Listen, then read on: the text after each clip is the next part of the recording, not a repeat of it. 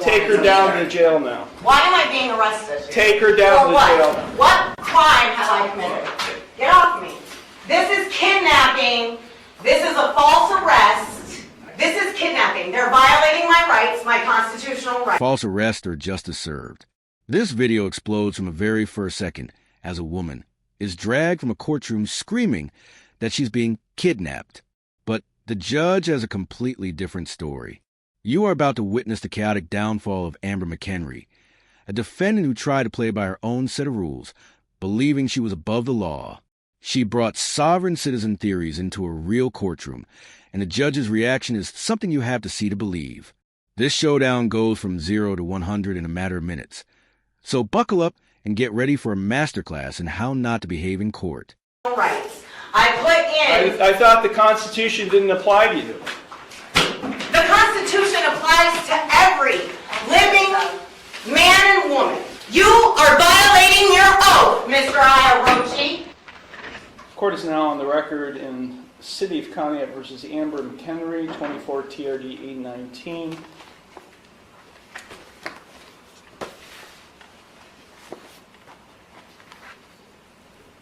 Ms. McHenry entered no plea to charges of no operator's license and expired plates, each of which is a minor misdemeanor, on December 17th, 2024. I scheduled it for a bench trial for January 8th of 2025. Ms. McHenry was given notice of that bench trial.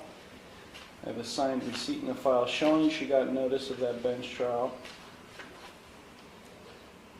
Present on January 8th, 2025 was the law director along with a police officer. Ms. McHenry failed to appear. As a result of her failure to appear, I issued a warrant for her arrest. That was January 8th.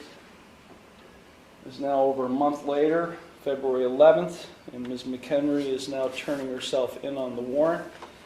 She's in the courtroom, and she is without an attorney. Ms. McHenry, why were you not here on January 8th of 2025? Okay, let's hit pause and break this down. The judge just laid out a very clear timeline.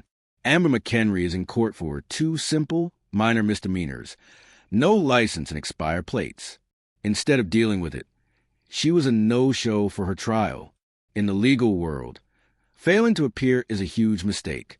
It's a direct defiance of a court order, which forced the judge to issue a bench warrant for her arrest.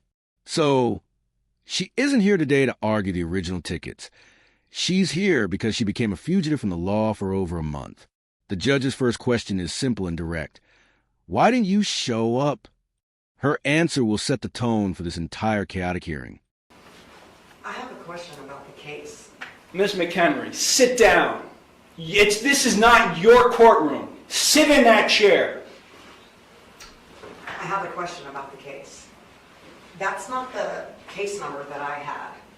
Yes, it is, Ms. McHenry. You've got other cases pending that are set for jury trial. The original case number that I had was like TDR, like 0800 something. And 24 TRD 819. 819. Okay. I was just double checking on the case number. Can you repeat your question then? No. Why were you not here on January 8th? I put in an appearance, and it was rejected and struck from the record, and I was sent a letter saying that I am not who I said I was. So I have a question about that because I don't understand. This is not a discussion here. This is not a conversation. I ask a question, you respond to my question. Now, this is typical behavior for you because you're a sovereign citizen. At least you claim to be. I've never claimed that. Well, your documentation that you file, including the one you filed today that did not have a correct caption or case number on it, is indicative of that. So let me ask you, Ms. McHenry, again, why were you not physically, personally present in the courtroom on January 8th, 2025 for your trial? And there it is. The judge drops the term sovereign citizen. For anyone unfamiliar, This is a group of people who believe they are immune to government authority and are not subject to its laws or courts. They use bizarre, pseudo-legal arguments and file nonsensical paperwork to try to nullify their cases. When McHenry says her appearance was rejected, she's likely referring to one of these invalid documents she mailed instead of physically showing up. The judge sees right through this. He identifies her behavior as a classic sovereign tactic, and he's not interested in playing her games. He wants a straight answer to a simple question, but what he's about to get is pure courtroom theater. I need the oath and bonds to be. I need the oath and bonds to be put for each person acting as a public official, in this case, who is acting as a public servant, to be put on the record. And I also require the indemnity bond, and I'm going to require the other bonds. I need the accounting. Please, for the record, let it be known that you exited. This is a total script. McHenry has completely ignored the judge's question and launched into a list of demands straight from the sovereign citizen playbook. She's asking for oaths and bonds, which is based on a debunked conspiracy theory that every public official has a secret insurance policy that can be claimed. It's designed to confuse and obstruct the proceedings. But watch the judge's reaction. He doesn't argue, he doesn't debate, he just gets up and leaves. This is an absolute power move. He is non-verbally communicating that her arguments are so fundamentally absurd that they are not even worthy of a response. He's not playing her game. He's about to end it. What do you think is going through his mind right now? I did. I exited the courtroom and asked a police officer, probation who has officer. the indemnity bond? Uh, Where is the bill of particulars? The Because I bond is did not receive being, it. the warrant is being executed. You're being taken into custody. Take her down to the jail now. I was not given the warrant. Take her down to either. the jail now. Why am I being arrested? Take her down For to what? jail. What crime have I committed? Get off me. This is kidnapping. This is a false arrest. Knock it off. Stop fighting. No, this is a false arrest.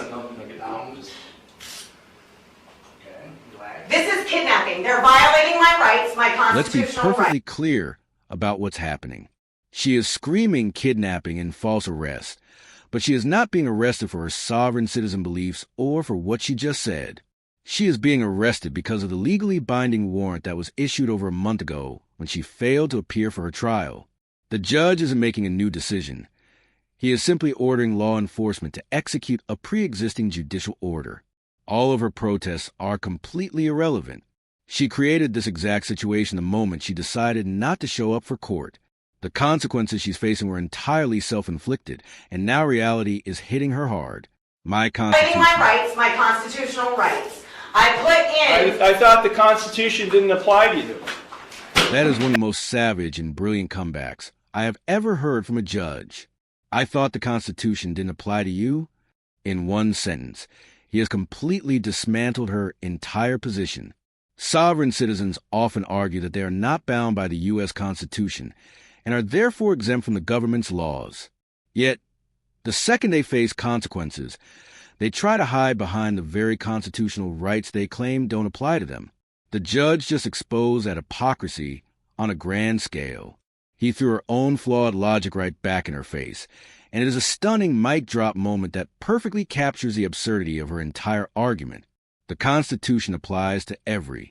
The Constitution applies to every living man and woman. Yeah. You are violating your oath, Mr. Iarochi. What am I being arrested for? What am I being arrested for?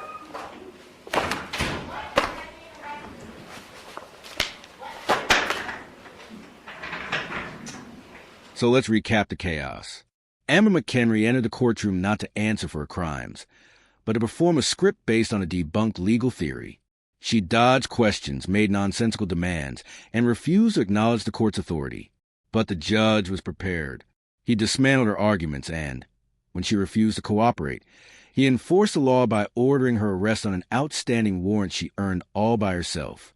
This case is a powerful example of what happens when fringe ideologies collide with the unyielding reality of the justice system. It serves as a stark reminder that while everyone is entitled to their own beliefs, they are not entitled to their own set of laws. The courtroom is a place for facts, not fantasy.